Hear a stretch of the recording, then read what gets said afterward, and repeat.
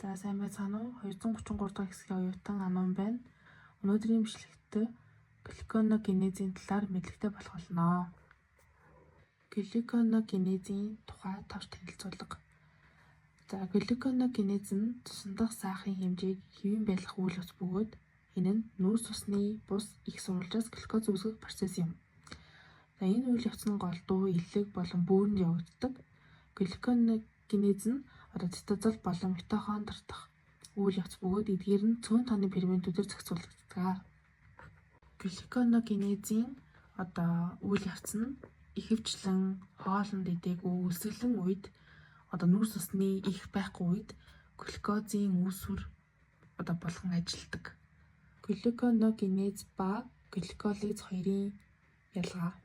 За глюколиз нь болохоор глюкозоос пируват үүсгэх процесс бол глюконогенез нь пируватаас глюкоз руу эргэж үүсгэх процесс юм. Эдгээр хоёрын ихэнх алхмууд нь эсрэг утгатай байдаг бол 3 алхам нь ялгаатай байдаг. Глюконогенезийн алхмууд. За хамгийн эхлээд пируватаас оксалоацетат руу шилжих алхам. Үе шат гэсэн үг. За энэ үе шат нь пируват карбоксилаза ферментийн тусламжтайгаар явагддаг бөгөөд дараа нь оксалоацетат нь фосфонол пируват болдог. Энэ процесс фосфоэнол пируват карбоксикиназа ферментийн тусламжтай явагддаг. За хоёрдугаар алхам нь болохоор фруктоз 1,6 бифосфатоос фруктоз 6 фосфат руу шилжих энэ үе шат байгаа. За энэ үе шат нь болохоор фруктоз 1,6 бифосфатаз ферментийн тусламжтайгаар явагддаг. За 3 дахь алхам нь 3 дахь үе шат нь глюкоз 6 фосфатаз глюкоз руу шилжих. За энэ эцсийн алхам нь бөгөөд глюкоз 6 фосфатаз ферментийн тусламжтайгаар глюкоз үүсгэх үйл явц юм аа.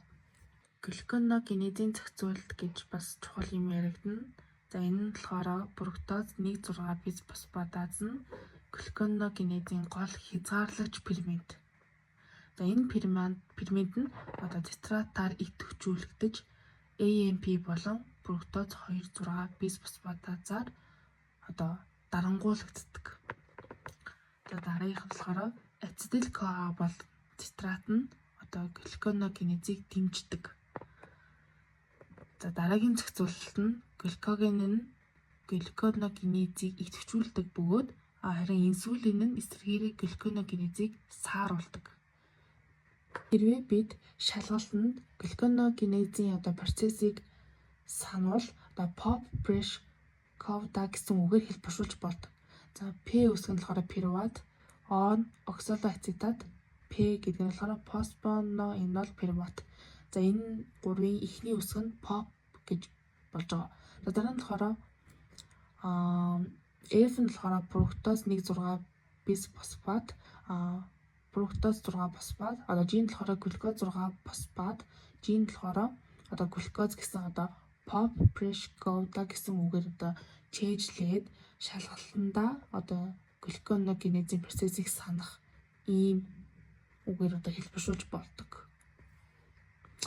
Бидэнд шалгалтанд энэхүү үг нь санахад туслах хэрэгсэл болдог. За дүгнэж хэлэхэд глюконогенез нь глюколизийн эсрэг үйл явц бөгөөд үүний гол хязгаарлагч фермент нь фруктоз 1,6 бифосфатаз юм. Энэ процесс нь глюкоз үүсгэхэд чухал үүрэгтэй бөгөөд глюкоген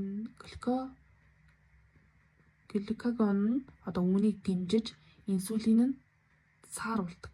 Энэ хамгийн чухал зүйл нь шүү. За анхаарал хандуулсанд баярлалаа.